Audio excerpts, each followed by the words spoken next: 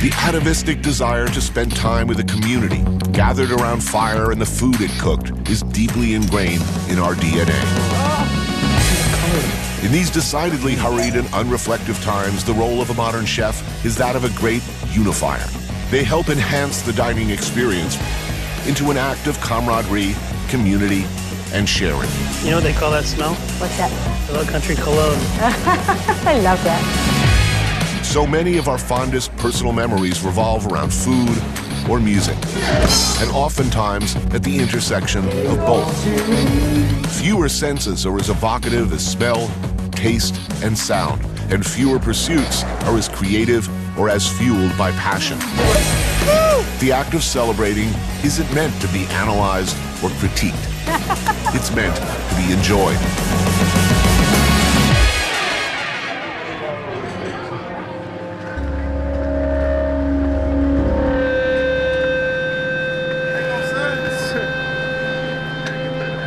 It's very easy to just like kind of go through the motions. And I did that. I didn't know what I always wanted to be. I was washing dishes and I just would play the drums. It's like that was a good escape for me.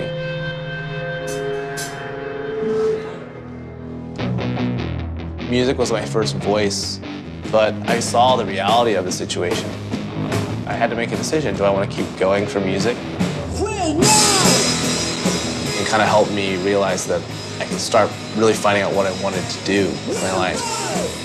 Going to culinary school was really just a means of getting out of Oklahoma. That's why I think the rubber hit the road. It was like, this is a tangible opportunity here. And I really grabbed onto that.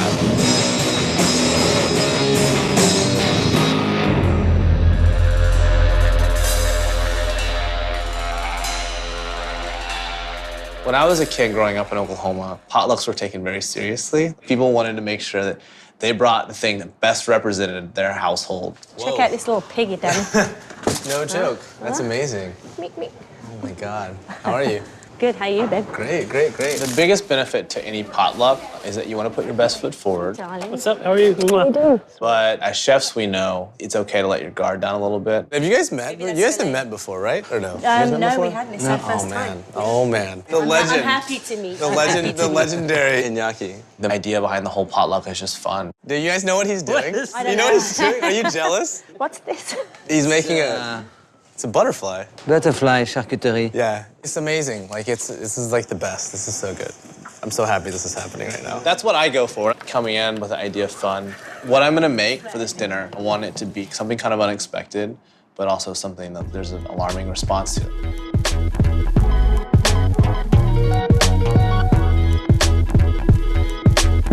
So it's like this. When you do like a dinner party, you want to come strong. You want to come prepared. It's all about sandbagging it to where it's ready to go. So you show up with your A game. You show up with like what you're known for. What can you do? I'm making this dish because it's meant to be shared. It's our version of a beggar's chicken. We do it with a duck. So what we decided is that we would just confit a whole duck. We dropped in duck fat, lots of duck fat, enough duck fat to cover, and cooked it for a couple of hours until it just gave way. It was very tender. This is where you hear the duck fat dripping music.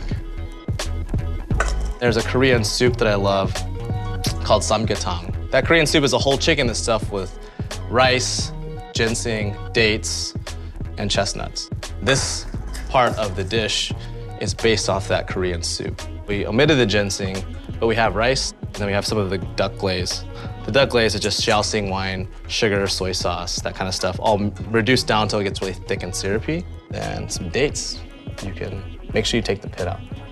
That's a very rookie move, but not pitting your dates. Chestnuts, these are cooked. These have been steamed. Really simple. It's just rice stuffing. While this is hanging out here, I'm gonna start rolling out the clay. This is just potter's clay. It's good for the pecs. It has a hermetic seal. It creates this like chamber where this whole duck like steams. All the flavor from the rice goes in the duck. All the flavor from the duck goes in the rice. It's super awesome. This is pretty even now. You want it to be like that temperature to where you put your hand in it and it kind of leaves a mark. I put a clean piece of parchment paper down. This is going to make it really clean when you break through the clay. it doesn't go all into the duck. We struggled with that in the beginning, and we're like, oh, we should just wrap it in paper. Lotus leaf that's been soaked in water, right? So when you place the duck, you want to put it down smack dab in the middle, right? You're gonna wrap it up really nice and tight like a Christmas package. And then this part, and flap it over. You want this thing sealed. It's like you're wrapping something in a bunch of Play-Doh. So that's that. All right. Duck's in. It takes about 45 minutes or so. You'll know, the clay will tell you, because the clay will be hardened when it's hot. It's really, really hot. The easiest part of this whole process is just cracking it open. I like to cover it with a towel first. Kind of adds to the mystery of what's gonna happen. So I like to hit it a couple times, hit it in each corner, and then right in the middle, right? This is the temperature of hell. It's so hot, I don't understand. Clear all this debris away. And the duck, because of the intense heat, it just kind of like darkens. The skin does not get crispy, so if you're looking for Peking duck, I actually hate Peking duck. The flesh gives away when you just kind of barely push it. It's really tender. This is just a reduction of like wine and duck bones, duck stock, like the sauce, the rice. And again, what's cool about it is this rice and chestnut in here just gets super tasty. You get this kind of like rendered, super delicious skin. You get this really soft meat. You can just pull apart with your fingers. It's so good. It's not about impressing anyone, it's about exciting people, like getting people really in the mood to party.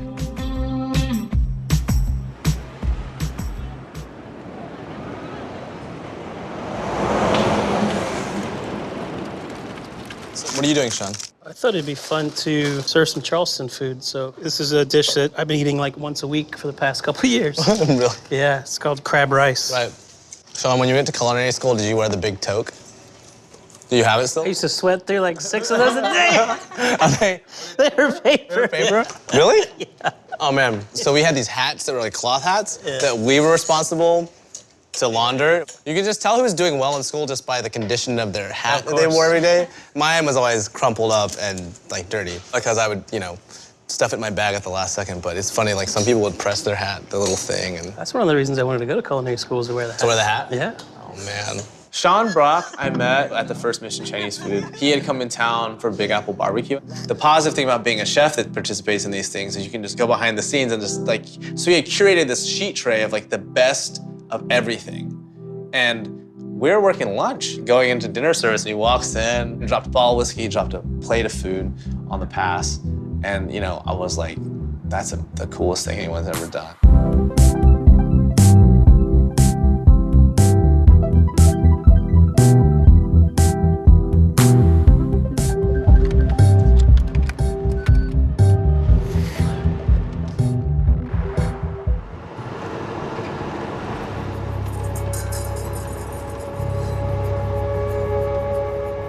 I grew up in the coal fields of Virginia, bluegrass country.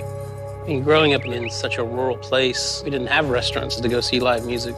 And we had to entertain ourselves. There was always someone picking guitar, cooking nonstop.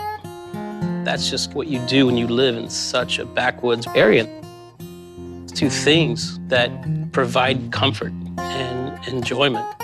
That's the beauty of soul food, and that's the beauty of soul music. My grandmother and my mother were enormous, crazy, hardcore Willie Nelson fans. I grew up listening to Willie Nelson, but I'd never been to an actual concert. I was 11 years old, and Willie Nelson was playing his IRS tour. Of course, it's the West Virginia State Fair, so the smell of funnel cakes is in the air. And Willie Nelson comes out, and I'd never seen or heard music that loud, just filling the air. I sat there in awe, seeing these songs that I grew up listening to. It was just so captivating. Have I told you? He started playing Have I Told You Lately? That I love you. And I'd never really paid much attention to that song. I was 11. But I'd look over I'm no good my mother and grandmother in tears. without you. anyhow. It was the first time I'd actually seen music touch someone that way. Have I told you Really move someone. lately that I love you? I paid a little more attention to lyrics ever since that day. Well, darling, I'm telling you now.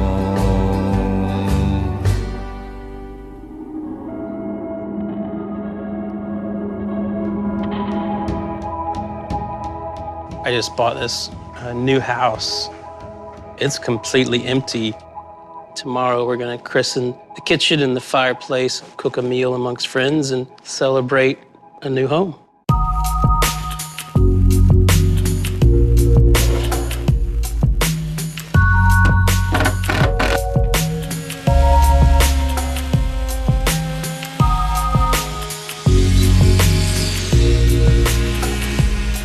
So this is the beginnings of your dining room table here. We got all this wood out of a house built in 1930s originally. What's cool about it is it's already almost 100 years as a dead tree. Yeah. I can't even imagine how old the tree was when it was cut down. This is the kind of wood that you can't go to the store and buy because it's antique heart pine. This is probably 200 to 300 years old before it was even chopped down. That's amazing. Pine is so dense, isn't it? I know. So cool. It'll last forever. Oh yeah. I think this stuff actually came out of the kitchen, which is the coolest part of it. These are the floor dress. People It was meant to shared be. meals over it for Yeah. what, the last almost 100 years? It's so cool, man. This is unbelievable. So we're gonna finish it up. We're gonna do a really cool process where we char the whole top of it and then kind of take it down until it finds like the perfect tone of. How do you do that? Blowtorch? Really big blowtorch, yeah. Basically like a jet engine that we hook up to a propane tank. And then just pray that we don't burn the shop down. Man, this can be cool.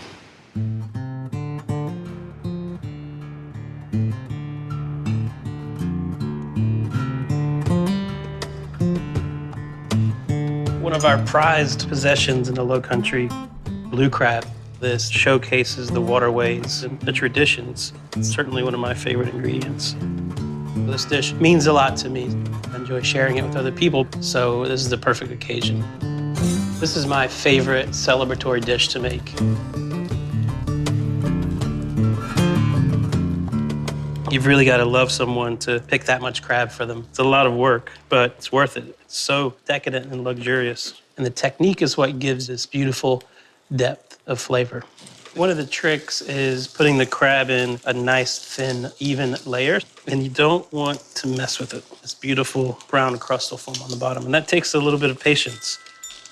And here I have onions, celery, pepper, bacon, and crab roe. I stew it down separately, what I call a crab roe sofrito, which will give it that soul. The equally important part of crab rice is the rice. I have some Carolina Gold rice cooking, one of our coveted ingredients in the Low Country. Fresh bay, that's very, very important. So I can peek. Yep, see, I'm starting to get these little crusty pieces on that crab right there. Another little pat of butter, tiny bit of salt, and lemon juice.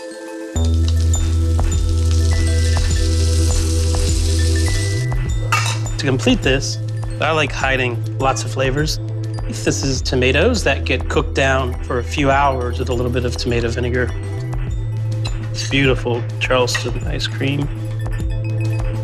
This is lovage. It tastes like really fresh celery. Crispy crab. Lightly smoked and sun-dried oysters. I grind that into a powder with a little bit of crab roe. And to lighten it up, egg yolk that I've salted and cured for a few days and add a layer of complexity. And then the last thing, one of my favorite ingredients, bene seeds. Beautiful, floral and earthy and grassy. It also adds a really nice texture. And that's it, Low Country crab rice. Damn, I want to eat that.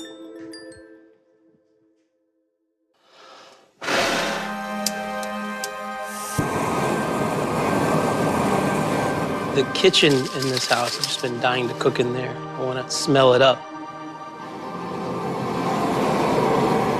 The first fire is the most exciting. I'm going to cook some potatoes in the coals. We're going to wood fire some Bear Creek ribeyes.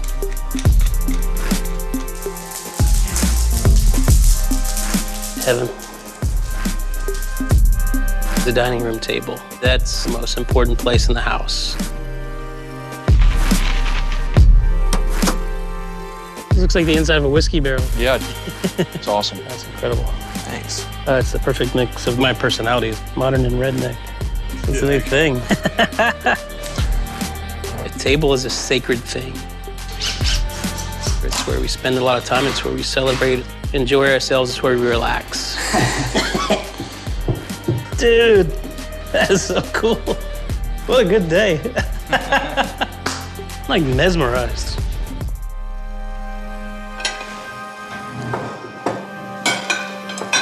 Music, celebration, and food. We can all find excuses to enjoy those things on a daily basis, and we should. Dig in. You can have all those things together in one room. When it's for people you love being around and your family, man, that's the greatest feeling in the world. That's what heaven's like.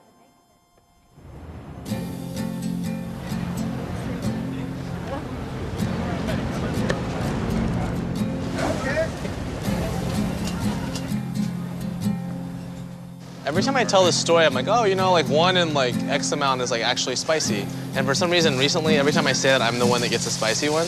They're like, oh, mine's not hot.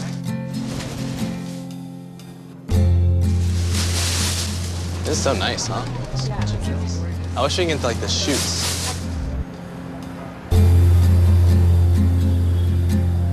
Oh, the black gloves. Dude, I want the black gloves.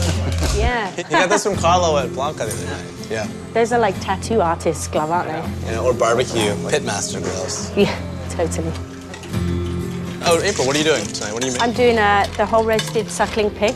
Right. And a little salsa rasa. It's starting to get cold outside. A bit of cinnamon, because it's nice and warm. A little bit of chili, sliced garlic, tomato, stewed down.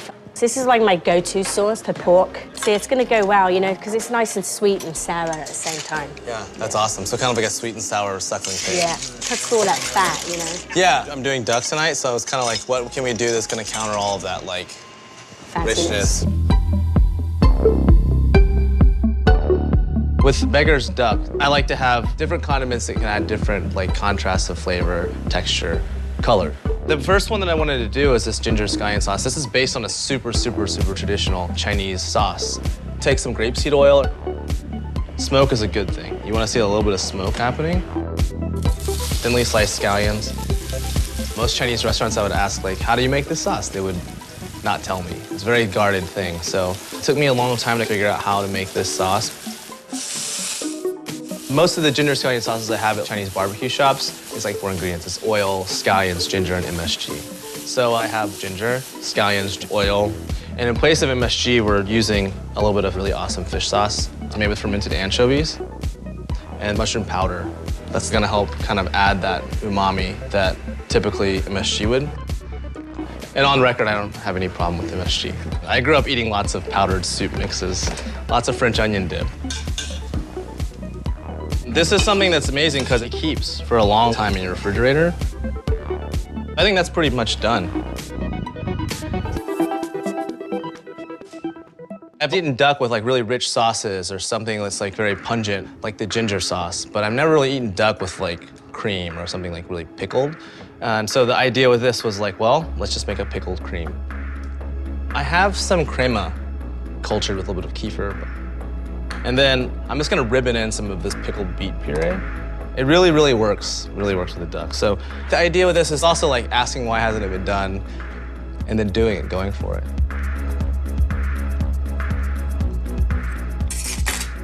Yeah, it's good. The acidity from the vinegar pickled beets and also the crema is really nice. I want to offset that with salt, salinity. I'd like to use salt of the sea, so I use salmon roe. You're gonna be eating this cream and have these little pops of salinity, and that's what we want with the duck. People get really excited if you're throwing a party when you put fish roe on something. What I wanted to accomplish with this condiment is to add acidity, vibrancy, and color. You know, I mean, you eat with your eyes. This is gonna add the pop to the duck, for real. This next one's gonna bring the heat. These are red shishito peppers, which have lots and lots of flavor. You can do this over an open flame. I like to just use a blowtorch because it's fun. I think there should be more blowtorches used at dinner parties. You really want to blacken this.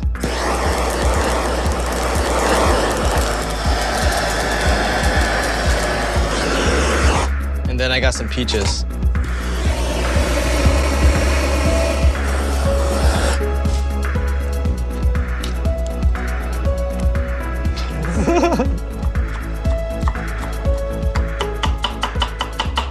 Pinch of salt here. And then I'm just gonna chop it together. So this should be really salty, spicy, sweet, sour. Everything I want out of food, really. This is brown rice vinegar. Really want to kind of hammer this with that, right? Fish sauce. Tomorrow when people are eating this, it's really like a kind of a choose your own adventure thing.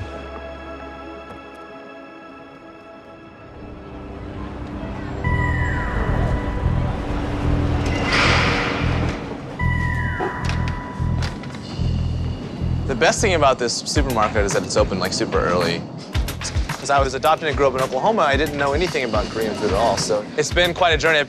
It's fun to kind of decode what all this stuff is.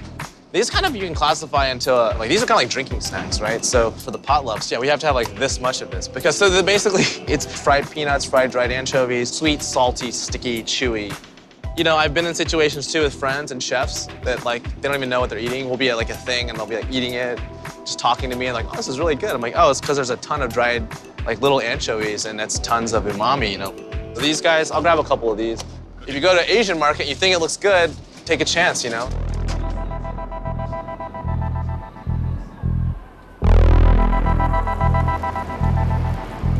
I love that toastiness. Yeah. And I like getting it nice and brown, the garlic, so it gets really warm. That's nice. Yeah. Someone I like a lot of shell on garlic, that. let me tell you. It's so perfect. Maybe a little past toasty. Oh, really? If you really want to smell that warmth, it really makes it a little bit more complex. Yeah. Yeah, you can see it's kind of happy right now, isn't it? Yeah, totally. But check this out. See how dark that is? It's going to splatter a little bit. Yeah.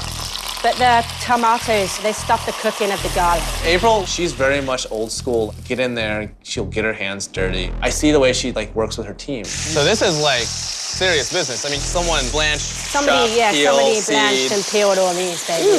But all this is going to melt away, and it's just going to become really warm and delicious. She knows flavors. She won't overcomplicate it for the sake of that. She'll just put out food that there's no question that it's delicious. You know, all this skin here is going to get tough, and once it's cooked, I'm just going to pull it away and just mush it all in. Oh, wow, so it just disintegrates Yeah, inside. it just disintegrates. So it's going to be a little spicy. Oh, good.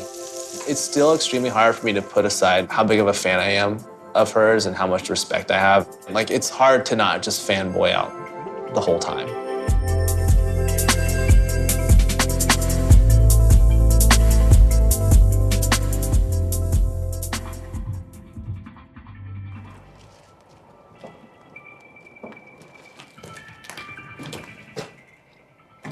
I think we tie food and celebrating together because it's a very intimate moment. You can have that with yourself, but it's so much better to share with other people. So we invited some friends to have a feast. We're gonna do a slow-cooked ribeye, have some wine, veggies grown on the farm. We'll get this hint of this sweet smoke.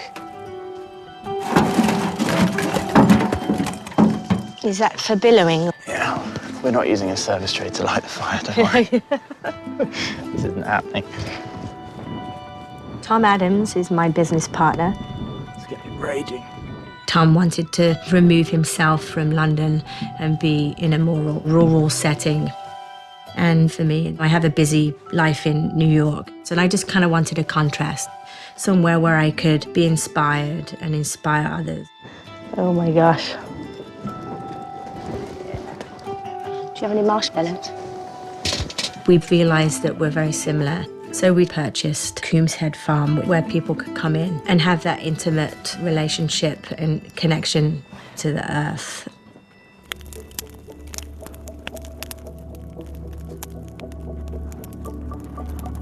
Whenever I've cooked over fire, everybody kind of just takes a moment and just kind of zones out. Conversation stops, and they just look at the fire, wondering and daydreaming together. Okay. It's what I want to give other people.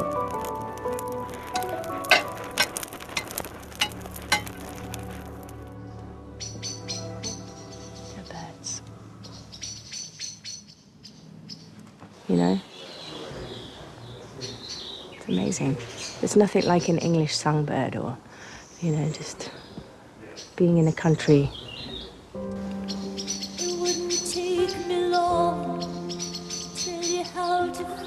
When I was younger, we used to come to Devon and Cornwall a lot, camping. I remember this van my dad used to call Chuggaboom. It was an old British Telecom van that he painted royal blue. And me and my sisters used to sit in the back. I just remember hearing Under the Ivy by Kate Bush.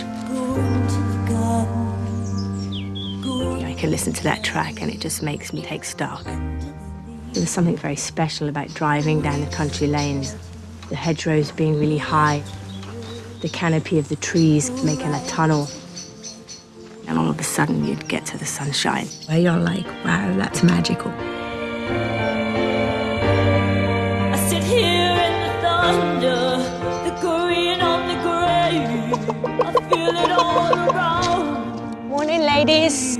Go into the garden, go under the ivy, under the leaves. My mum did a bit of gardening. She'd have tomatoes and cucumbers, lots of salad. To plant the seed and being able to harvest something and then cook it and serve it, it's very special. It's like a whole cycle. Soulful, calming. I have to tie that gate because you ladies will decimate those veggies. You know I got your number, ladies.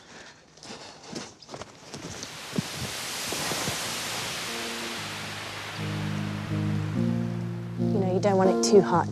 If you can't hold your hand there, it's too hot. You can see it's not full-on smoke, it's just kind of being kissed very gently by the wind. Beef and rosemary are like a great combination. It's a little brine. Rosemary, thyme, bay leaf, garlic, salt, and I'll just dip and baste. Probably like every half an hour. Keep it a little bit moist, give it a nice salty crust. So when you carve, you'll get this kind of nice saltiness. So in about 7 hours, it's gonna be ready. A little bit of rump to hang. Let this just slowly cook all day. A little kohlrabi. Celery root. The rocks are nice and hot right now, so I'm just going to put them cook real slow. Bonnie fire. Look at the smoke on there, it's like perfect. Just thinking about 4, 5, 6 hours, somebody's going to be nibbling on that big, fatty, salty bone. My nan used to cook the best Sunday roast.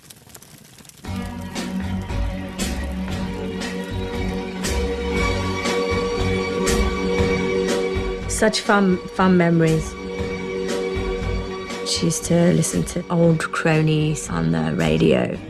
Spanish Eyes by El Martino. Teardrops are falling from your Spanish eyes. She loved that song. Sometimes I listen to it and it reminds me of her. Please don't cry. I remember being very, very young and just coming down in the morning and smelling the roasted pork with sage. Oh, it's just so good, and applesauce. And all the windows with steam dripping down. Bringing you all the love your heart can hold. I didn't know it was mise en place at the time, but little pots of like peeled potatoes and sliced carrots with knobs of butter and water, or parsnips in a roasting pan, and stuffing all made. It was a very intimate setting, just family. So my mom, my dad, my sisters, my granddad, my nan, sometimes uncles and aunts. It was very comforting, it was very inviting. It was a time to kind of sit down and just talk and eat a lot. I mean, the plate was like this big that would be like piled high. You'd have a pile of mashed potatoes. You're like in Close Encounters of the Third Kind, where Richard Dreyfuss is just like piling up these mashed potatoes. And it was all covered with delicious gravy. And that was what my nan's Sunday roast used to be like. It was epic. Wow, I miss that.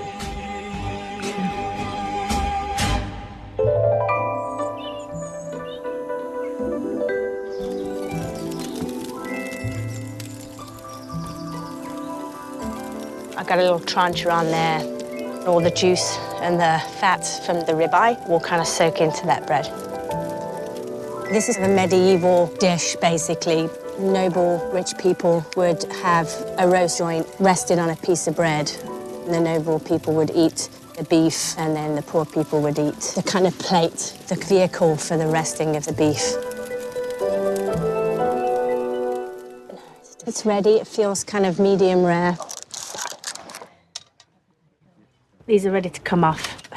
So you can see the salt, because I basted these in the salty brine. It kind of tastes like seaweed. I think I'm going to leave some of that char on now. Give it a little contrast.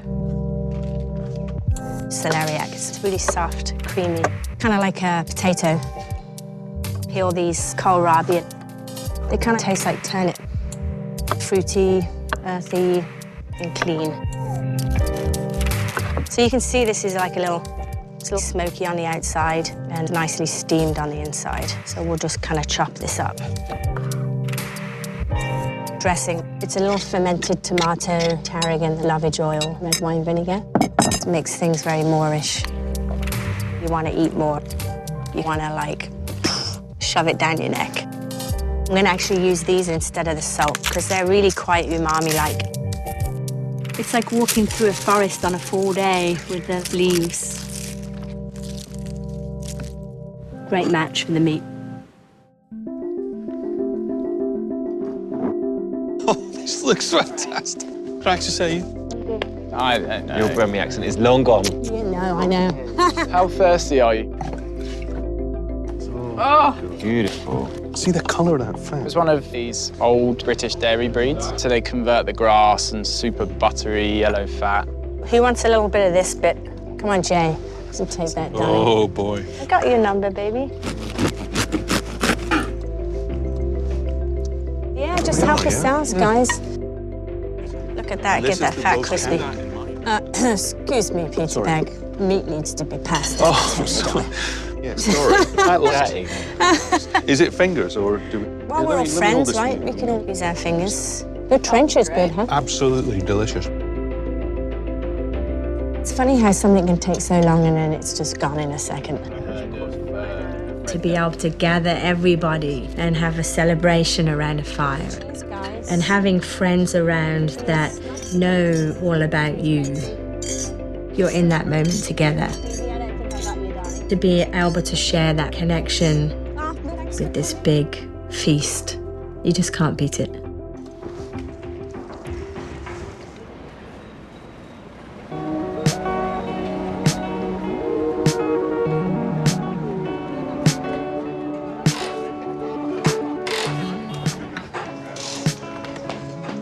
This one, yeah? Or do you like the other one? No, I prefer The electric? Or? Yeah. It's faster. But for your apartment, this is modern too, no? It's modern. Oh yeah, I forgot. No, it's good. I mean, it's nice though. Iñaki Azpitarte, who's arguably one of the chefs I draw the most inspiration from because of his approach on how he cooks food and just how he is as a person. He's like one of the funnest people I've ever met. You can tell he puts it all out there. April, you go to culinary school? Or no? I did, yeah, I did 2 years. You didn't go to culinary school. What did you do before you started cooking? Try to work in a garden. Uh-huh. How old were you when you started cooking? I started 27. Wow. That's late, huh? It started That's late. at 27. Yeah. That's crazy. In a lot of ways, Iñaki broke a lot of rules, but not for the sake of breaking rules. It was just an organic thing. how we eat food today, a lot of people drew influence from you because you were just doing the opposite of what everyone else was doing. You were being your own thing. It's because you had a different eye on things. You started later. Yeah, because the influence was different. School and you start late and you do how you feel, no? Yeah, yeah. It's the best.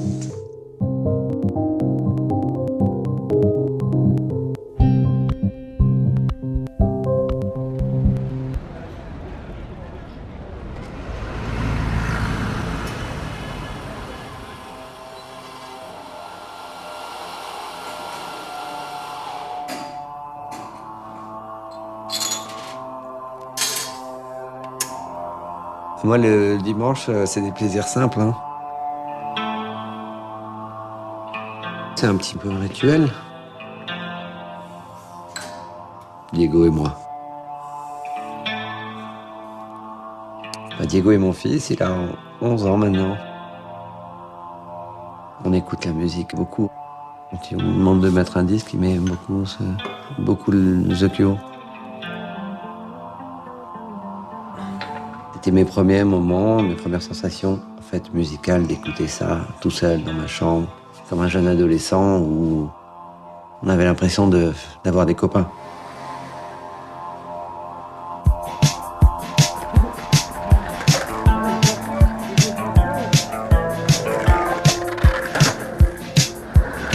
Moi, je le pratiquais plus que lui.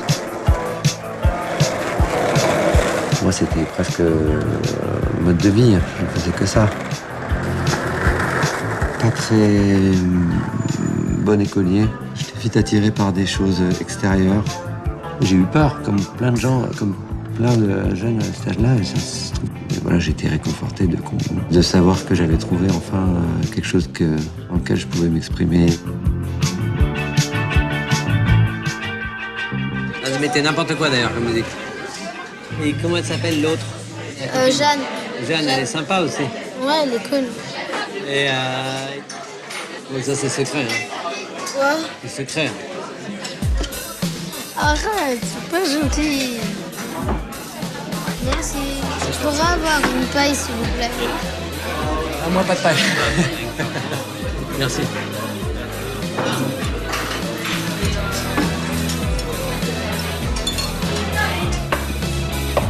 Ça, c'est bon, ça. Ah, les piments.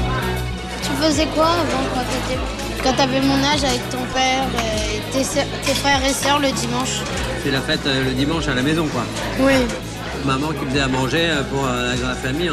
Comme on était plein. On avait cuisiné simple, hein. Bien fort. On faisait des volailles avec des gratins. Tout le monde l'aidait.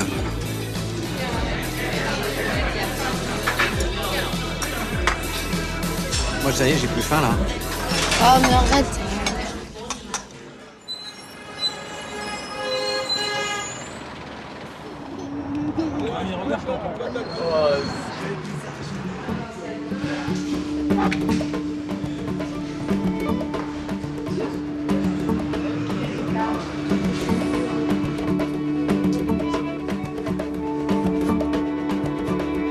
Ils sont où, les pois chiches? Donc aujourd'hui, c'est moi qui vais me charger du repas du personnel. Et j'ai choisi à cette occasion un plat qui revient depuis longtemps. Parce que c'est un plat qui récupère un peu les restes. C'est la chorba.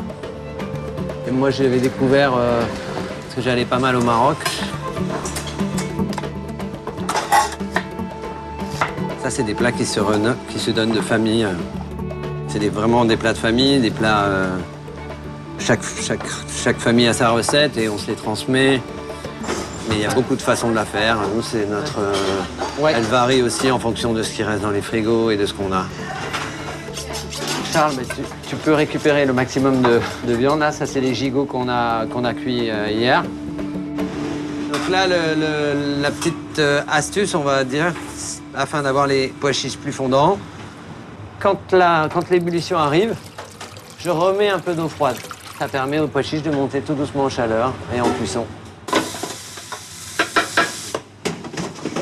Toi, t'écouterais bien quoi, là? Mardi matin? Mardi matin, Georges Brassens. Bon. C'est un peu comme ça ici, chacun met sa musique. Et là, c'était un peu un délire de variété. Et ouais, il y a des gens qui sont venus parce qu'ils aimaient des morceaux, nous dire ça les fait rire quoi, des fois, ça les voit, de voir un petit peu les cuisiniers animés tout d'un coup par des rythmes de tout style. T'aimes bien? Yeah.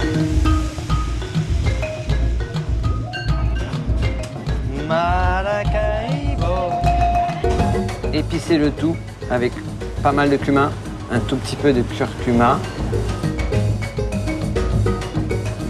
Like that. Un petit peu de citron confit, taillé, de céleri, graines de coriandre, graines de fenouil et graines de cumin encore. Je mets pas aussi. Trappe ouverte. Ça, c'est de la chorba, mon pote.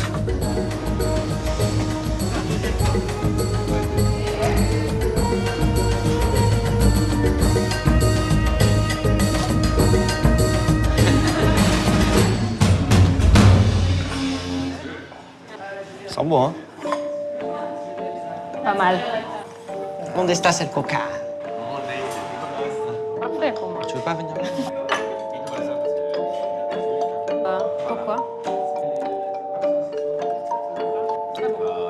Moi, dans mon restaurant, oui, j'ai créé une famille, évidemment.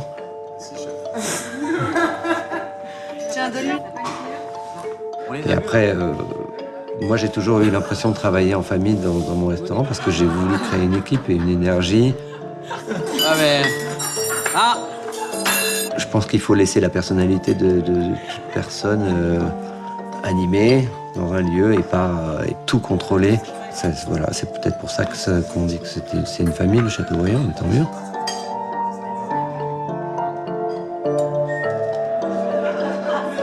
C'est un moment de célébration. Célébration.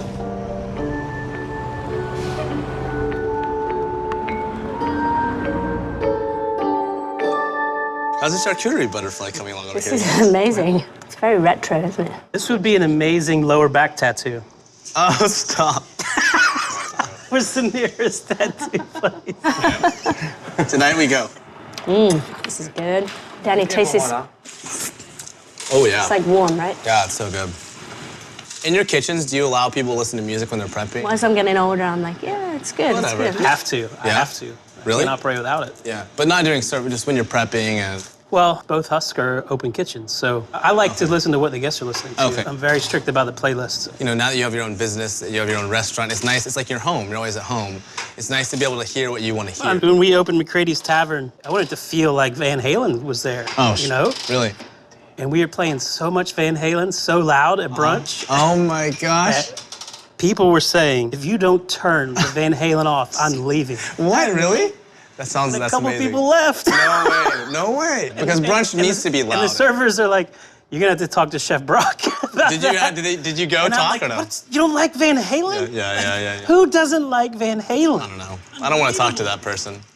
I was brought up in a very Christian, like fundamentally Christian household. So I went to church not once or twice a week, but like 4 or 5 times a week. My parents were like really into church. I wasn't allowed to listen to like secular music growing up. I was only allowed to listen to Christian music, which is horrible.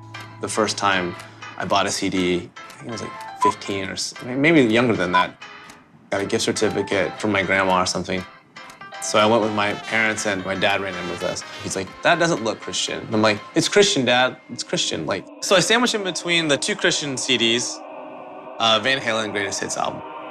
Get into the car, get in the backseat of the minivan, strap myself in. The moment I put it on,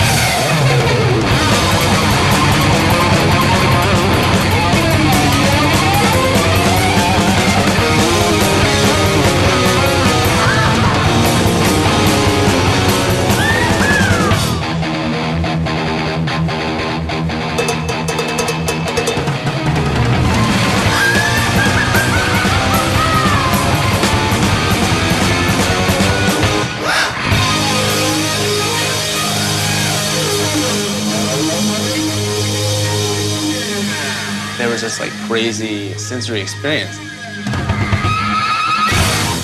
It was like that moment for me, like when I eat food and I'm like, what did I just taste? Like the first time when I had Sichuan food, I was like, how do I get more of this? Eddie Van Halen playing that solo, it was challenging me in a way I'd never been challenged before. I really think that moment that I started to push play on that CD player, and something clicked.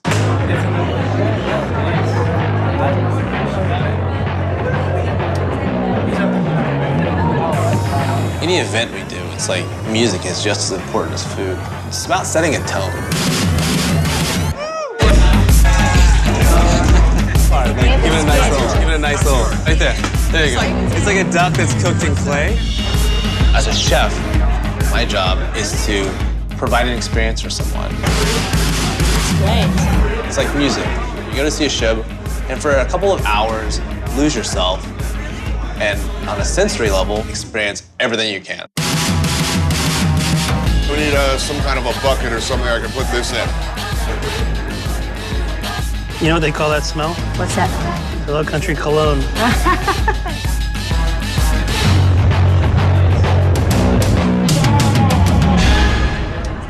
If I can get a bunch of people around a table eating food with their hands and unbuttoning the top button a little bit, that's what food is to me.